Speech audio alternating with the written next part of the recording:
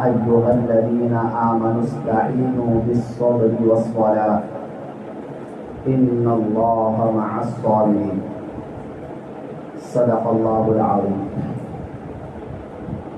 سامعین محترم اور معزز ساتھیوں، اللہ تعالیٰ نے ہمیں اور آپ کو قرآن جیسی عظیم دولت سے نوازا، اور یہ قرآن کی دولت عظیم اس لیے ہے کہ یہ ہمیشہ ہمیں ہماری مصیبتوں کے وقت، پریشانیوں کے وقت، حادثات اور آفات کے وقت ہمیں سکون اور تسلی دیتا ہے۔ جب ہم اپنے مسائل کا حل قرآن سے تلاش کرتے ہیں، قرآن میں غور و فکر کرتے ہیں، تو الجھنیں ختم ہو جاتی ہیں۔ جب ہم اپنے مسائل کا حل دنیا والوں سے تلاش کروانا چاہتے ہیں، کسی اور کے پاس جاتے ہیں، یہ مصیبتیں آئی ہیں، اس کو دور کیسے کیا جائے، تو مصیبتیں اور بڑھتی ہیں، گھٹتی نہیں ہیں۔ قرآن کریم نے جگہ جگہ پر ایمان والوں سے خطاب کیا ہے، کہیں پر تمام انسانوں سے خطاب فرمایا اور کہیں پر صرف ایمان والوں سے خطاب فرمایا، چونکہ دنیا کی جو یہ زندگی ہے، یہ زندگی ایک جیسی نہیں رہتی ہے۔ کبھی ہم مصیبتوں کے شکار ہو جاتے ہیں اور کبھی نعمتوں کی فراوانی ہو جاتی ہے۔ اسی کو اللہ نے قرآن میں فرمایا وَتِلْكَ الْأَيَّامُ نُدَاوِلُهَا بَيْنَ النَّاسِ، یہ ایام ہم اس کو عدلتے بدلتے رہتے ہیں لوگوں کے درمیان، تاکہ انسان متکبر نہ ہو جائے، وہ اپنے آپ کو خدا سمجھنے نہ لگ جائے۔ کیونکہ جب ہم تاریخ پر غور کرتے ہیں تو ہمیں یہ پتہ چلتا ہے کہ جب بھی یہ دنیا خوشحالی کی طرف گئی، جب بھی کسی انسان کو بہت زیادہ نعمتیں ملی اور مصیبتیں ان کے اوپر نہیں آئی، تو ایسا انسان کسی نہ کسی درجے میں اپنے آپ کو خدا سمجھنے لگتا ہے۔ تو اسی لیے اللہ تعالیٰ جن بندوں کے اوپر مصیبتیں اتارتے، یا تو ان کے اعمال کی وجہ سے یا آزمائش کی وجہ سے، تو یہ اللہ تعالیٰ کی بہت بڑی رحمت ہوتی ہے ہمارے اوپر۔ ہم مصیبت کو زحمت نہ سمجھے، ایمان والوں کے لیے مصیبت رحمت ہے۔ دنیا میں یہ بات نہیں سمجھ میں آئے گی، لیکن جب ہم آخرت میں جائیں گے تو یہ بات روز روشن کی طرح عیاں ہو جائے گی، اور پھر ہم وہاں یہ تمنا کریں گے کہ کاش کہ میری پوری زندگی مصیبت میں ہی گزرتی۔ اور یہی وجہ ہے کہ جس کو صبر کی حقیقت سمجھ میں آ جاتی ہے، ان کو مصیبتوں میں جینے میں مزہ آتا ہے، اور ان کو اچھا لگتا ہے۔ جو اللہ والے لوگ ہوتے ہیں، جو اللہ کے ہر فیصلے پر راضی ہوتے ہیں، ان کے زندگی میں جب کچھ حالات آتے ہیں تو وہ اس پر بھی الحمدللہ بولتے ہیں۔ کوئی نعمتیں آتی ہیں اس پر بھی الحمدللہ بولتے ہیں، نعمتیں چھن جاتی ہیں اس پر بھی الحمدللہ بولتے ہیں، اور ناشکری کسی بھی درجے میں نہیں کرتے ہیں۔ اسی مناسبت سے یہ آیت میں نے تلاوت کی، جس میں اللہ تعالیٰ نے بتایا یا ایھا الذین آمنوا استعینوا بالصبر والصلاۃ، اے ایمان والو تم اللہ تعالیٰ سے مدد طلب کرو نماز کے ذریعے سے اور صبر کے ذریعے سے، یقیناً اللہ صبر کرنے والوں کے ساتھ ہے۔ اس آیت کے اندر اللہ تعالیٰ نے دو چیزوں کا خاص طور سے ذکر فرمایا کہ اللہ سے مدد طلب کرنا ہے، لیکن سہارا کس کا لینا ہے؟ نماز کا، اور نمبر 2 صبر کا۔ نماز سے کیا مراد ہے؟ نماز تو ہم پڑھتے ہیں تو سبھی جانتے ہیں، لیکن نماز جو اللہ تعالیٰ نے ہمارے اوپر فرض فرمائی ہے، اور جو 5 وقت ہم اللہ تعالیٰ کے سامنے سجدہ کرتے ہیں، اس کے پیچھے کی حقیقت کیا ہے؟ کبھی ہم نے اس کے اوپر غور کیا؟ اللہ تعالیٰ 5 وقت نماز فرض فرما کر اللہ یہ بتانا چاہتا ہے کہ تم مجھ سے ہمیشہ جڑے رہو، کٹو مت، کٹو گے تو مصیبتیں آئیں گی. اللہ تعالیٰ تو ہر وقت آپ کے ساتھ ہے، کیونکہ اللہ تعالیٰ اگر اپنی رحمت اور توجہ ایک لمحہ بھی ہمارے اوپر سے ہٹا لے تو ہم زندگی نہیں گزار سکتے ہیں. اللہ کی رحمت تو ہر وقت ہمارے اوپر متوجہ ہے، لیکن ہمارا اللہ تعالیٰ سے کتنا تعلق ہے یہ اللہ دیکھنا چاہتا ہے. اور جتنی عبادتیں اسلام کے اندر ہیں وہ ساری عبادتیں اس لیے فرض کی گئی ہیں کہ تاکہ ہمارا تعلق اور ہمارا رشتہ اللہ تعالیٰ سے ہر وقت مضبوط رہے. اور اسی مضبوطی پر سارے وعدے ہیں. رشتہ جب اللہ سے کٹے گا یا کمزور ہوگا تو ہم دنیا میں کسی حیثیت میں نہیں رہیں گے، ہماری کوئی ویلو نہیں رہے گی. جب ہمارا رشتہ اللہ تعالیٰ سے مضبوط ہو جائے گا تو دنیا کی ہر طاقت ہمارے سامنے جھکے گی. نماز چونکہ سب سے اہم عبادت ہے، لیکن نماز سے اشارہ دیا ہے اللہ تعالیٰ نے کہ جس طریقے سے نماز سے رشتہ مضبوط ہوتا ہے اللہ تعالیٰ سے، اسی طرح دیگر جتنی بھی عبادتیں ہیں ان تمام عبادتوں کو، ان تمام احکام کو اس کے وقت پر ادا کر کے تم اپنے تعلق کو اللہ تعالیٰ سے مضبوط کرو. اس کو ایک مثال سے سمجھتے ہیں.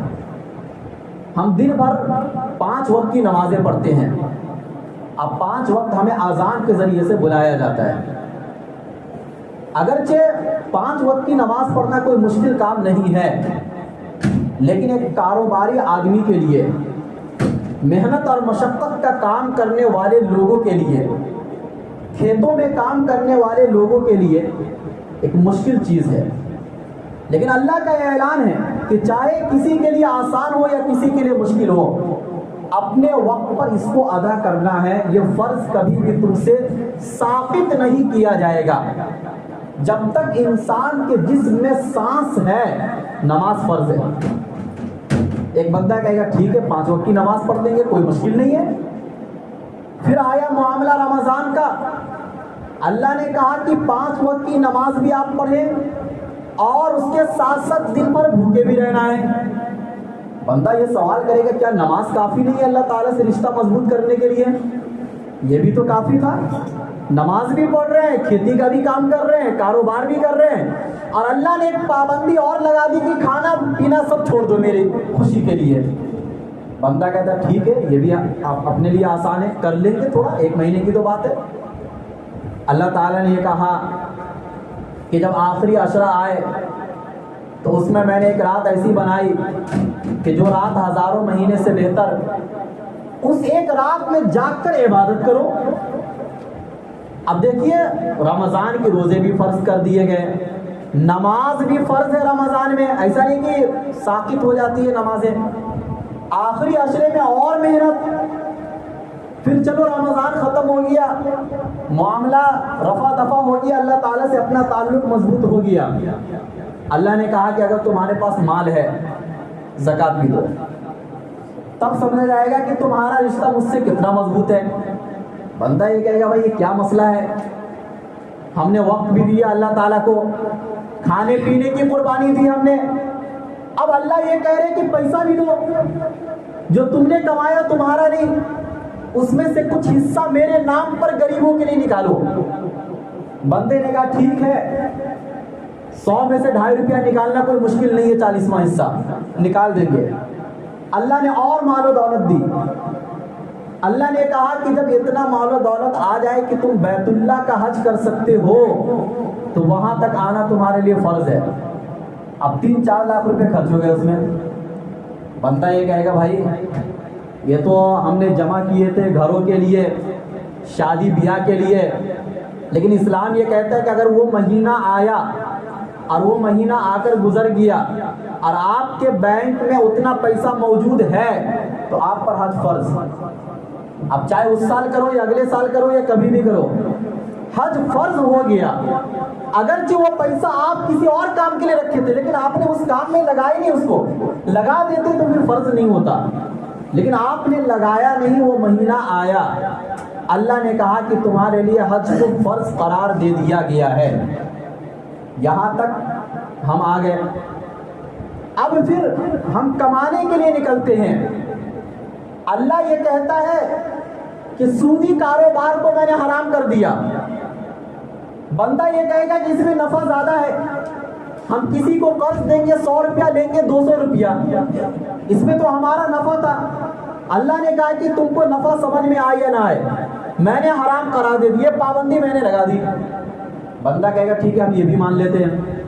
کبھی کبھار ایسا ہوتا ہے کہ کاروبار میں جھوٹ بولنے میں نفع ہوتا ہے, یہ سب بظاہر ایسا لگ رہا ہوتا ہے, ورنہ حقیقت میں تو شریعت کے خلاف چلنے میں کبھی بھی نفع نہیں ہے. لیکن آپ کو ایسا لگے گا کہ اگر میں یہاں پر جھوٹ بول دیتا ہوں میرا یہ سامان آگے چلا جائے گا, کئی دنوں سے پڑا ہوا ہے, کاروبار میں نفع ہو جائے گا, آپ کی نوکری بچ جائے گی, آپ نے جھوٹ بول دیا. اللہ تعالیٰ کہیں گے کہ میں نے جھوٹ کو حرام قرار دیا ہے, چاہے تمہیں نقصان سمجھ میں آئے چاہے تمہیں فائدہ سمجھ میں آئے. یہ جو میں چند مثالیں دے رہا ہوں, اچھا اس کے علاوہ پھر آپ معاملات ہے, معاشرت ہے, ماں باپ کے ساتھ زندگی گزارنا ہے. ایک آدمی کے لیے ماں باپ کے ساتھ زندگی گزارنا یا ان کی خدمت کرنا بڑھاپے کی عمر میں بہت مشکل مرحلہ ہوتا ہے. اپنے کاروبار کو بھی سنبھالنا, بیوی بال بچوں کی بھی تربیت کرنا, بوڑھے ماں باپ بیمار پڑ رہے ہیں, روز روز ان کو ہاسپٹل لے کے جانا, ان کی خدمت کرنا, یہ کوئی آسان کام تو نہیں ہے. اب ملک میں بن گئے کچھ ایسی جگہ جہاں آپ بوڑھوں کو لے جا کے ڈال سکتے ہیں, آپ نے سوچا ٹھیک ہے وہاں لے جا کے ڈال دیتے ہیں. اللہ کہیں گے نہیں, یہ کام تم نہیں کر سکتے ہو, تم کو اپنے گھر پر رکھ کر اپنے ہاتھوں سے خدمت کرنی ہے ماں باپ کی. ماں باپ کا انتقال ہو گیا, انہوں نے زمین جائیداد چھوڑے تھے, ان زمین جائیداد میں بہنوں کو بھی حصہ دینا ہے, بھائیوں کو بھی حصہ دینا ہے. آدمی یہ کہے گا بھائی پوری زندگی تو قید و بند کی زندگی ہے, زندگی دینے کا پھر مطلب کیا ہے, اور ہم دنیا میں کیوں آئے تھے, انجوائے تو ہوا ہی نہیں, ہر طرف قید قید شرط شرط, اور اس طریقے سے ہم زندگی گزار رہے ہیں. اللہ تعالیٰ یہ بتانا چاہ رہے ہیں کہ یہ جو قید و بند میں نے لگائے, یہ جو میں نے شرائط لگائی, یہ اس لیے تو لگائے ہیں کہ تاکہ میں دیکھوں کہ تمہارا رشتہ مجھ سے کتنا مضبوط ہے. اگر میری محبت تمہارے دلوں میں ہوگی یہ سارے کام کرنے تمہارے لیے آسان ہو جائیں گے, پھر لاجک تلاش کرنے کی ضرورت نہیں ہوگی, مصیبتوں کو سہنا آسان ہو جائے گا. لیکن اگر مقصد دنیا میں انجوائے ہوگا تو پھر یہ سارے کام آپ کے لیے مشکل ہو جائیں گے. لیکن سوال پیدا ہوتا ہے کہ اگر ٹھیک ہے 60-70 سال کی زندگی میں یہ قید و بند کی زندگی کے ساتھ بھی اگر ہم زندگی گزار لی ہے, کوئی مسئلہ نہیں ہے, دنیا کی زندگی تو ایسے ہی گزرتی ہے, اس کے بدلے ملے گا کیا ہمیں؟ دنیا میں تو بظاہر ایسی کوئی چیز ملے گی نہیں آپ کو. اور ہم نے بہت سے ایسے نیک بندے کو دیکھے جنہوں نے اللہ تعالیٰ کے احکام کے مطابق زندگی گزاری, قرآن و حدیث کے مطابق زندگی گزاری, لیکن دنیا میں بہت زیادہ انہوں نے ترقی نہیں کی. دنیا کی ترقی ہم نہیں دیکھ رہے ایسے لوگوں کے ساتھ. تو آخر اس کے بدلے ہمیں ملے گا کیا؟ اللہ تعالیٰ فرماتے اس کے بدلے میری رضا ملے گی, میری خوشنودی ملے گی. جس نے تمہیں پیدا کیا, جس نے تمہیں کھلایا پلایا وہ راضی ہو جائے گا, اور جب وہ راضی ہو گیا تو اس کے بعد والی جو زندگی ہے, آخرت کی زندگی, ہمیشہ ہمیش کی زندگی, موج مستی کی زندگی, عیاشی کی زندگی, وہ زندگی میں تم کو فری فوکٹ میں دے دوں گا. صرف یہ 60-70 سال کی زندگی میں تھوڑی سی محنت کرنے کے بدلے, حالانکہ وہ زندگی کی کوئی قیمت نہیں لگائی جا سکتی ہے, یہ جو ہماری یہ زندگی ہے اس زندگی کے بدلے ہم وہ زندگی نہیں خرید سکتے ہیں. لیکن اللہ نے کہا ٹھیک ہے تم کمزور ہو, میں مان لیتا ہوں کہ یہی تمہاری پونجی ہے, اس پونجی کے بدلے ہم تم کو وہ والی زندگی دیں گے, لیکن اس کے لیے شرط ہے کہ دنیا میں تمہارا تعلق مجھ سے مضبوط ہونا چاہیے, اور اس مضبوطی کے جتنے بھی راستے ہم نے بنائے ہیں وہ سارے راستوں پر عمل کرنا پڑے گا عقل چلائے بغیر. کیونکہ بہت سے مواقع پر ایسا ہوتا ہے کہ عقل کچھ اور کہہ رہی ہوتی ہے, شریعت کچھ اور کہہ رہی ہوتی ہے. آپ اگر عقل کے پیچھے جائیں گے تو آپ کو اسلام چھوڑنا پڑے گا. لاجک ہر جگہ تلاش نہیں کرنی چاہیے. تو اللہ تعالیٰ نے بتایا یا ایھا الذین آمنوا استعینوا، اے ایمان والو تم اللہ تعالیٰ سے مدد طلب کرو نماز کے ذریعے سے، یعنی اللہ تعالیٰ سے اپنا رشتہ مضبوط کر کے۔ نماز کا مطلب کیا ہوا یہاں پر؟ اپنا رشتہ جتنا اللہ تعالیٰ سے مضبوط کرو گے دنیا میں اللہ کی مدد اتنی آئے گی آپ کو۔ صحابہ کرام نے اپنا رشتہ اللہ تعالیٰ سے مضبوط کیا، اور جب ان کے مضبوط کرنے کا زمانہ تھا اس وقت بظاہر ایسا لگ رہا تھا یہ چھوٹی سی جماعت کو انسان پھونک مار کے ختم کر دے گا۔ چھوٹی سی جماعت تھی صحابہ کرام کی، مکہ کی زندگی آپ دیکھ لیجئے، کوئی طاقت نہیں تھی، کچھ بھی نہیں تھا، قید و بند کی زندگی تھی، جیل کی زندگی تھی، لیکن اس کے باوجود بھی جب انہوں نے نماز کے ذریعے سے اپنا رشتہ اللہ تعالیٰ سے مضبوط کیا تو پھر اللہ کی مدد ان کے اوپر کیسے آئی؟ یہ ساری چیز پھر ہم مدینے کی جو زندگی، پھر آپ اس پر غور کیجئے، مکہ کی زندگی میں رشتہ مضبوط کیا گیا اللہ تعالیٰ سے، اور مدینہ کی زندگی میں اس کا پھل ان لوگوں نے دیکھا، جو پھل ان کو ملا۔ اچھا کبھی کبھار ایسا بھی ہوتا ہے، عام طور سے یہ سوال بھی اٹھتا ہے اور ہمیں ایسا کبھی کبھار لگ رہا ہوتا ہے کہ اسلام کے لیے جو لوگ قربانی دیتے ہیں ایسے لوگ آہستہ آہستہ جب ختم ہو جائیں گے تو اسلام ختم ہو جائے گا۔ یہ ہماری بھول ہے۔ دیکھو اسلام کا محافظ ہم اور آپ نہیں ہیں، اسلام کے محافظ اللہ ہے، اور اسلام کے جو ماننے والے لوگ ہیں اللہ ان سے قربانی لیتا ہے اسلام کو زندہ کرنے کے لیے، اور اللہ کسی سے بھی کبھی بھی قربانی لے سکتا ہے۔ یہ ضروری نہیں کہ صرف مسلمانوں سے لے، بہت سی مرتبہ غیر مسلموں سے قربانی لے کر اللہ ان کو اسلام کی دولت سے نوازتا ہے اور انہی کے ذریعے سے اسلام کو تقویت دیتا ہے۔ اللہ تعالیٰ اپنے دین کی حفاظت کے لیے کسی کا محتاج نہیں ہے۔ اب صحابہ کرام اولین مخاطب تھے قرآن کے، اسلام کی بڑی خدمات کی ان لوگوں نے، لیکن صحابہ کے چلے جانے کے بعد بھی اسلام ختم نہیں ہوا۔ ان میں سے بہت سے صحابہ کو ان کے دشمنوں نے شہید اسی بنیاد پر کیا کہ اگر ان کو شہید کر دیں گے اسلام ختم ہو جائے گا۔ حضرت عمر فاروق رضی اللہ عنہ کی شہادت ہوتی ہے، حضرت عثمان غنی رضی اللہ عنہ کی شہادت ہوتی ہے، حضرت علی رضی اللہ تعالیٰ عنہ کی شہادت ہوتی ہے، حضرت حسن حضرت حسین رضی اللہ تعالیٰ عنہ کی شہادت ہوتی ہے، اور بے شمار صحابہ کرام کو صرف اس بنیاد پر شہید کیا گیا کہ اگر ان کو ختم کر دیں گے تو اسلام ختم ہو جائے گا۔ لیکن اللہ تعالیٰ نے اس کے بعد اسلام کو اور چمکایا۔ اسی طریقے سے مکہ کی زندگی میں بھی دیکھ لیجئے کہ جن لوگوں نے مکہ کی زندگی میں قربانی دی، جب اسلام ترقی میں آیا تو اس وقت وہ لوگ موجود نہیں تھے۔ اس سے کیا پتہ چلا کہ بہت سی مرتبہ ایسا ہوتا ہے کہ قربانی پہلے دی جاتی ہے آپ سے، لیکن جب آپ کی قربانی کے پھل آنے کا ٹائم ہوتا ہے اس وقت آپ موجود نہیں ہوں گے۔ ایسا ہو سکتا ہے، لیکن آپ کی قربانی کو اللہ ضائع نہیں کرے گا، برباد نہیں کرے گا۔ آپ اسلام کے لیے تھوڑی بھی خدمت کریں گے اور اسلام پر آپ عمل کریں گے تو اس کا فائدہ آپ کے ملک میں بھی ہوگا، آپ کی اولاد کو بھی ہوگا، اور آپ کی نسلوں تک جائے گا، اگرچہ آپ کی زندگی میں نہ ہو۔ اللہ تعالیٰ نے یہ وعدہ تو نہیں لیا نا کہ یہ کام میں تمہاری زندگی میں کر کے دکھلاؤں گا، تھوڑی سی بھی محنت کرو گے تمہاری زندگی میں یہ ترقی کر کے دکھلاؤں گا، یہ اللہ کا وعدہ نہیں ہے۔ اللہ کے نبی صلی اللہ علیہ وسلم سے جب اللہ تعالیٰ قرآن کریم میں بار بار یہ فرماتے تھے کہ آپ بھی انتظار کیجئے، یہ لوگ بھی انتظار کر رہے ہیں، فارتقب انہم مرتقبون، لیکن میرا جو وعدہ ہے وہ ہو کر رہے گا، چاہے آپ کی زندگی میں ہو چاہے آپ کی زندگی کے بعد ہو۔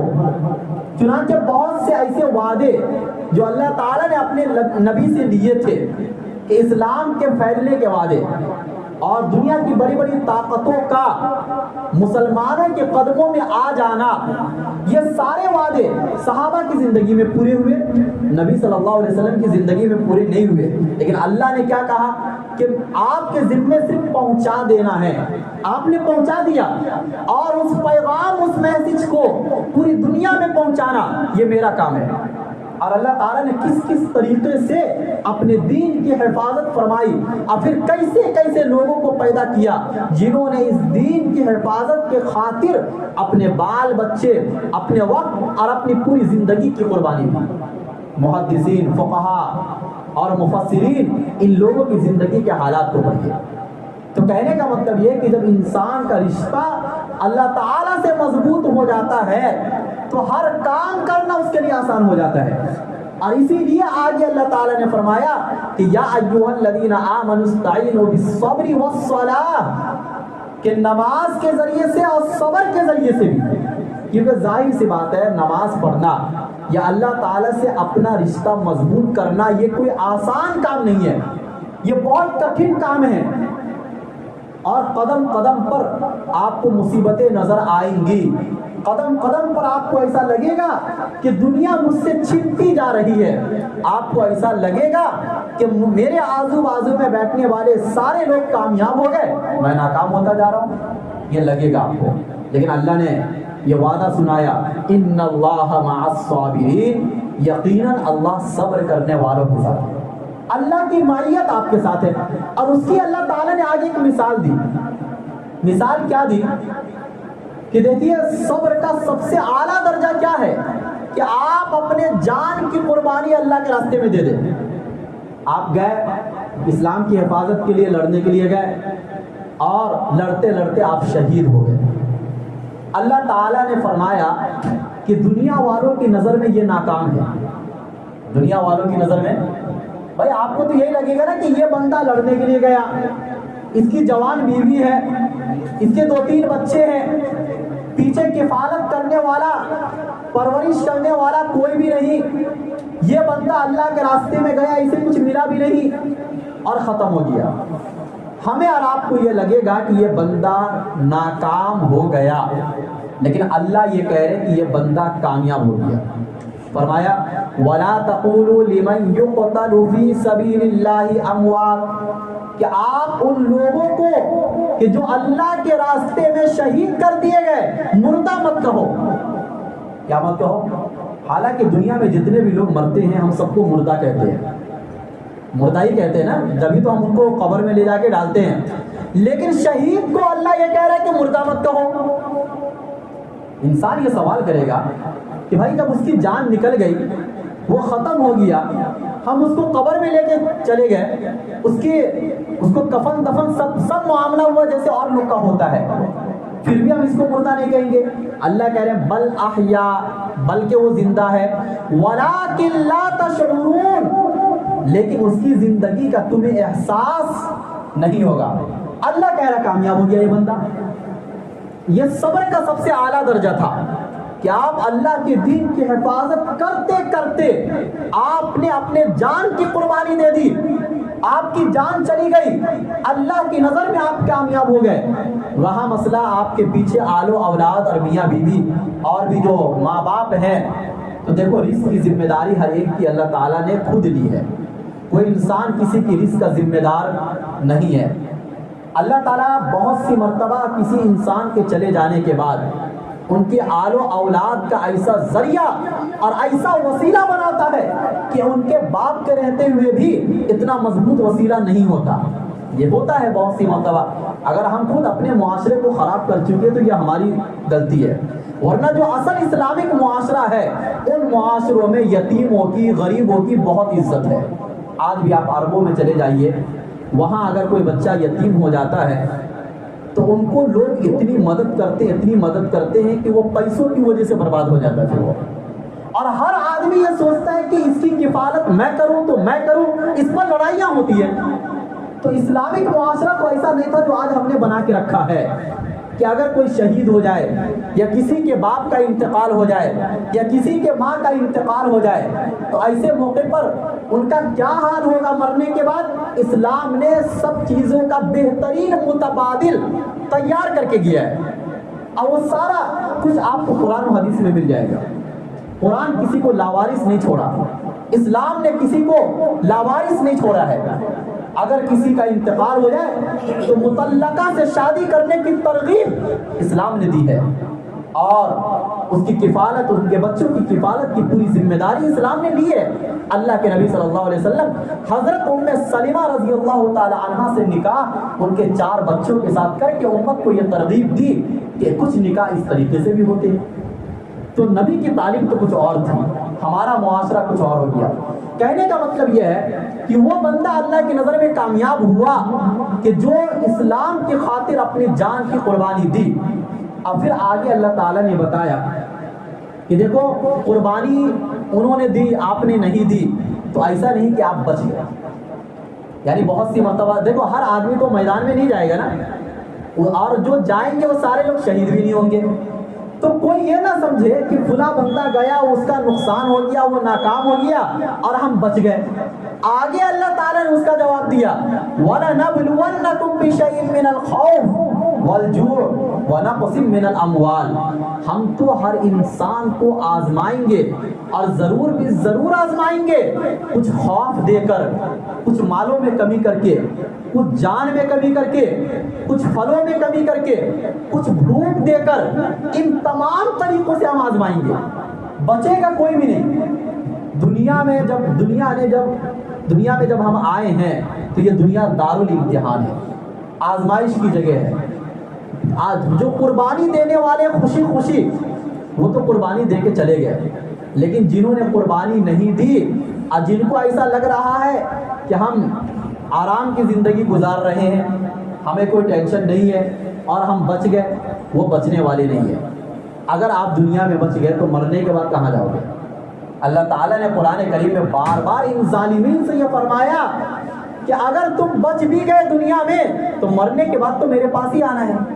الیہ مرجعکم، ان تمام لوگوں کو اللہ کی طرف لوٹنا ہے، اور وہاں جانے کے بعد ہمارے سارے اختیارات ختم ہو جائیں گے۔ تو اسی لیے خلاصہ کلام یہ نکلا کہ دنیا میں ہمیں اللہ تعالیٰ سے اپنا رشتہ مضبوط کرنا چاہیے، اور مضبوط کرنے پر ہی سارے وعدے ہیں۔